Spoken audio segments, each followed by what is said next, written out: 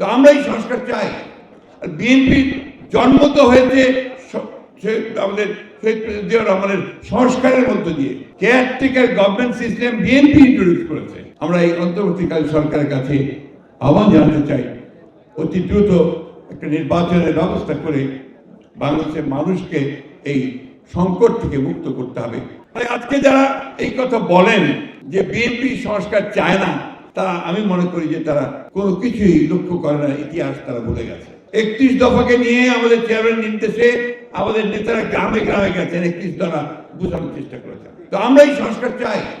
আর বিএনপির জন্ম তো হয়েছে আমাদের শহীদ প্রেসিডেন্ট জিয়াউর রহমানের সংস্কারের মধ্য দিয়ে। বহুদলীয় গণতন্ত্র এনেছেন তিনি, একদলীয় গণতন্ত্র থেকে, একদলীয় শাসন থেকে, বাকশাল থেকে মুক্ত করে তিনি বহুদলীয় গণতন্ত্র নিয়ে এসেছেন। আমাদের গণমাধ্যম, সেই গণমাধ্যমকে তিনি মুক্ত করেছেন। তিনি মানুষের স্বাধীনতাকে দিয়েছেন, মৌলিক অধিকারগুলোকে এগিয়ে দিয়েছেন এবং একটা বদ্ধ অর্থনীতিকে তিনি একটা মুক্ত বাজার অর্থনীতিতে এনে দিয়েছেন। এবং সবশেষে caretaker government system BNP introduce করেছে, করে নির্বাচন ব্যবস্থা যেন কখনোই আপনার কলঙ্কিত না হয় সেই ব্যবস্থা করার চেষ্টা করেছে।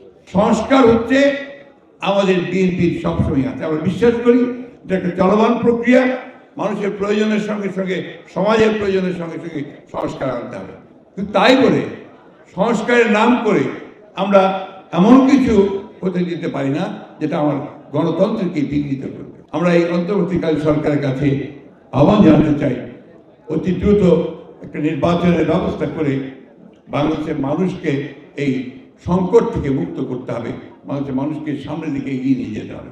একটা কথা আমাদের মনে রাখতে হবে, ছাত্র দল হচ্ছে আমাদের ভ্যানগার্ড, আমাদের সামনের যে যোদ্ধা তারা, তাদেরকে এখন নলেজ বেস পলিটিক্স করতে হবে, জ্ঞান ভিত্তিক রাজনীতি করতে হবে।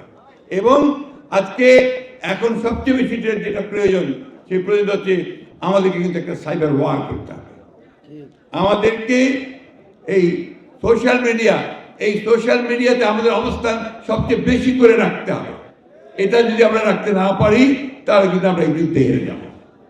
আমি তাই আপনাদের তোমাদের অনুরোধ করবো যে তোমরা এই সোশ্যাল মিডিয়াতে তোমাদের অ্যাক্টিভিটিস অনেক বেশি বাড়াও এবং যে সমস্ত মিথ্যা প্রচারণা হচ্ছে বিএনপির বিরুদ্ধে, সেই মিথ্যা প্রচারণাকে তোমরা সেটাকে বন্ধ করতে পারো।